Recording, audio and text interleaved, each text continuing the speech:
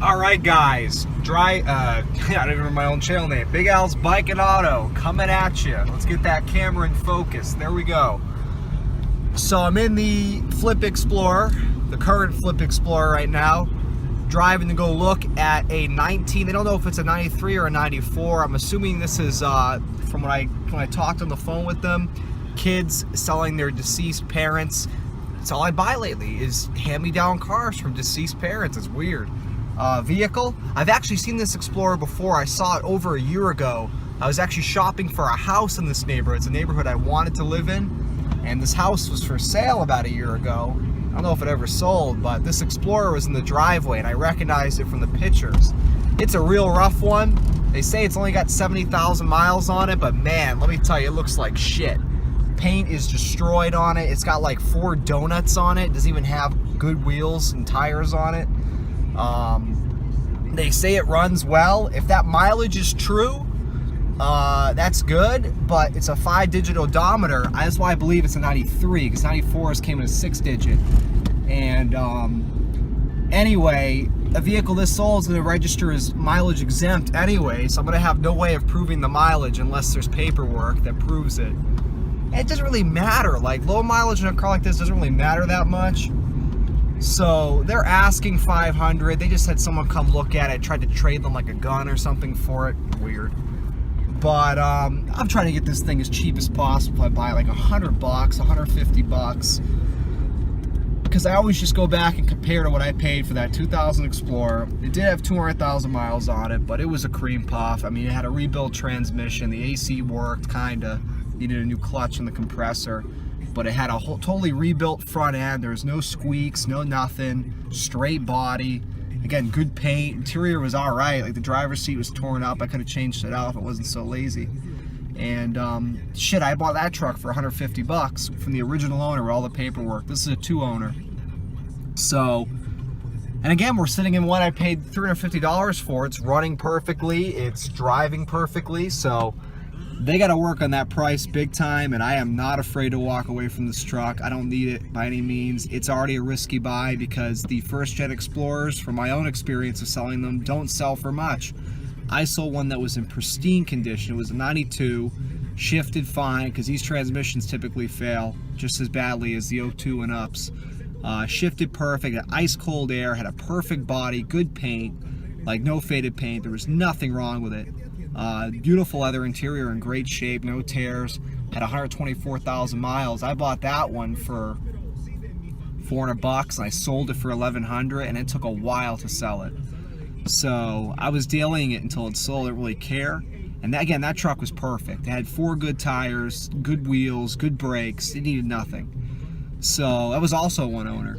So this truck, I have to get it so fucking cheap. But again, anything, I tell you guys, I'll buy anything for $150 because you can't go wrong. So what I would do with this truck, I've always wanted to try painting a vehicle with like truck bed liner or something like that, give it that real rugged off-road look. So I think that's what I would do with this, is just like do some type of rough, rugged, matte black or gray paint job on it. That doesn't look like it's DIY, it just looks, you know, almost like, I don't know, I've seen it before on like old beat up Land Cruisers and shit like that. It looks good because it's an off-road vehicle. And I changed these wheels out and put some bigger meaty tires on it, like a set of used wheels and tires off Craigslist, give it a real aggressive off-road look, and probably get some decent money out of it. Low investment, the truck bed liner paint job's cheap, get a set of wheels cheap. I don't know, sell it somewhere in the low to mid $1,000 range, or keep it, fuck it, I don't know. So anyway, we're just about here right now. Let me see if I can get a shot of it when I pull up. Alright, what is this shit on the radio? Yep, it's exactly the one I thought it was. There it is over there.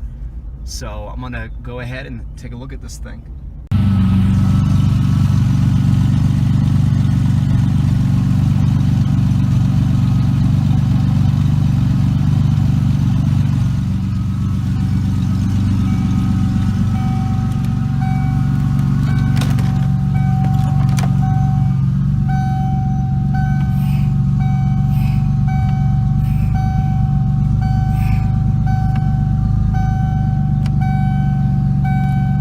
All right, man, what a hoopty that thing was. Good runner. That's what I love about Explorers. I don't care how long they've sat or where they've sat. They'll run and they'll run well. This truck's been sitting here for years, got bad gas. You could just smell it. And we hooked the jumper leads up from his Power Stroke there, and it fired right up. It idled well, even with a bunch of vacuum leaks. Take one more look at it. But, I mean, it needs paint everywhere. It's not like it's a couple of panels. It needs a full repaint. If I ever wanted to get any money out of it, if I wanted to just buy it and beat it, if it was a four-wheel drive, it'd be a lot more interesting because I have a fun wheeling toy. And at that point, who gives a shit what the paint looks like? But it's a two-wheel. All the tires are bad. It's on the wrong rim. Somebody threw some fucking like car tires on that thing. They even proved that was the actual mileage. They had no paperwork that would show that. The title is going to say exempt. I already know that because it's so old. It's 93. So they were at 500. I said, listen, man, I go, I don't know what you're really looking to get for this, but let me turn the camera so you're actually looking at me. I said, I don't know what you're looking to get for this thing realistically, but we're not even close at 500. It was his brother's truck, I guess. I don't know if the brother's got an issue or what, but listen, they're selling everything, the house, the cars. He had a big F-350 for sale too that needed fuel pumps and shit. But I was like, listen, I'm not even close at 500. I want to restore this thing. I'm going to repaint it, do this, do that, and it's just, I'll be lucky to get a little over $1,000 after all that's done. So for me, if I'm going to buy it, I got to be at like junkyard price, which is like $100. He's like, all right, I'll talk to my brother about it, but you know, I had to really get on him just to drop the price from 600 to 500. So not a good sign. However, this was right down the street from my house, and I didn't care. It was cool to see this thing start up after sitting for so long, and I always enjoy looking at Explorers. So it is what it is. If I buy that truck for $100, I don't even be that excited about it. It's a piece of fucking shit. I mean, I've bought nice ones for $150, and that's what I told the guy. No one ever believes me, but you guys see it right on my channel. So I don't know. We'll see. Again, it's no harm done if I don't get this thing. But if I get it for $100, we'll have some fun with it. We'll try some cool shit. We'll truck bed line that body, and we'll get some cool wheels for it cheap off Craigslist, some wheels and tires, and you know, see how it turns out in the end. One thing is, it runs good and shifts good. So.